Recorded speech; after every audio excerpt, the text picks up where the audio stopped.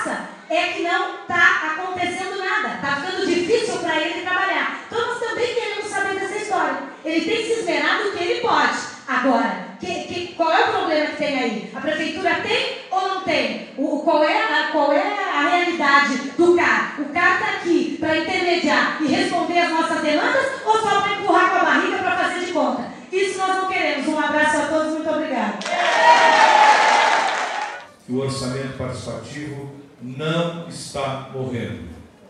Ele, ao contrário, está mais vivo que nunca, porque ele depende não do prefeito, não dos secretários, ele depende disso que vocês estão fazendo aqui hoje. E o Fogaça, eu já considero ele, um governo de elite. É um governo assim, ó, que ele nunca diz não. Mas muitas vezes ele não diz não, mas também não faz. Né? Quer dizer, esse é o jeito que ele lida conosco.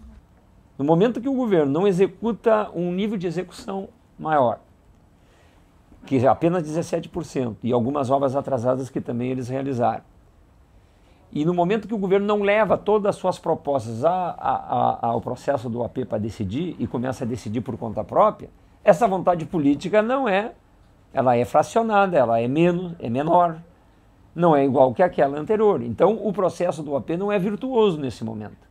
Ele é muito mais um processo de resistência da parte da população. E a prova está que muitas coisas estão sendo construídas e a placa do AP, que nós estamos tendo a iniciativa nossa, ali essa placa foi paga por nós, para a gente poder colocar na frente das obras que estão sendo construídas, porque foi nós que demandamos, foi nós que priorizamos, foi nós que conquistamos. Então eles, secretários querendo tirar essa marca do AP com interesse pessoal, o clientelista, como diz o Chiquinho. Mas hoje na cidade tem muita coisa acontecendo que não está passando pelo AP. Inclusive o pessoal do AP fica sabendo pelos meios de comunicação muitas vezes. Antigamente tudo passava, o AP ele era ouvido. É que existia uma cogestão, hoje não, hoje eu estou no poder, eu mando, eu faço o que eu quero, o que eu acho e tu reclama para quem tu quiser. Então mudou muito. Eles não vão nas reuniões mais, não participam da discussão nem dos debates. Participatory budgeting is being picked up by a lot of international organizations, the World Bank, the UNDP, and being promoted across, not only across Latin America, but across the globe. And you can actually find experiments in participatory budgeting all the way from Albania to Zambia. I mean, it's all over Eastern Europe, it's all over Africa now, and it's in dozens of countries, basically every single country in Latin America. So it's spreading, but the question is what kind of participatory budgeting is spreading? Is it the sort of original kind that's associated with Porto Alegre, where you had open assemblies, you had deliberative meetings where the decisions were respected by the government and carried out? Or do you have this new kind of participatory budgeting where instead of open assemblies you get often participants being named by the mayor, or sort of, we want representatives from this group and this group at the meetings, and they sort of open it up to those participants that they're most familiar with and most friendly with.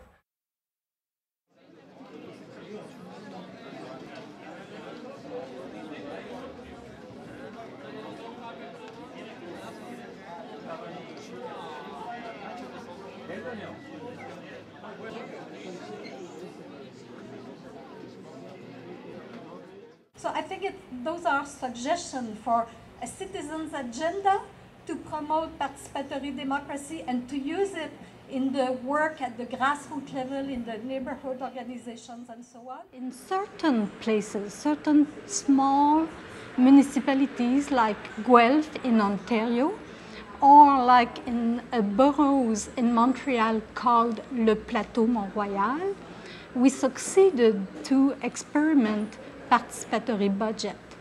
That's the second year. It's a very young, new experience, not really consolidated, but we hope that it will continue, and moreover, we hope that we'll be able to build upon this experience to experiment it in other boroughs of Montreal.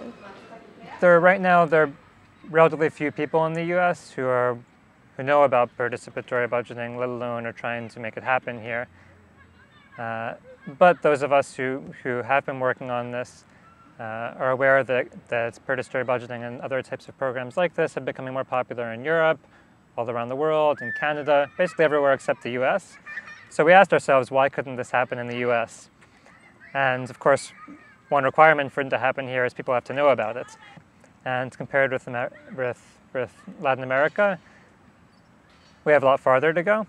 There's less knowledge, less information about participatory democracy here, less of a history of grassroots participation than in many Latin American countries.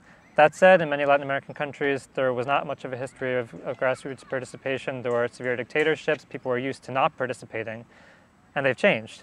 So if in a place like Venezuela, which used to be run by a dictatorship, where people were not participating very much 10 years ago, if now they can be participating massively, we have to ask ourselves, could we affect that kind of radical change here in the US? And I think we can.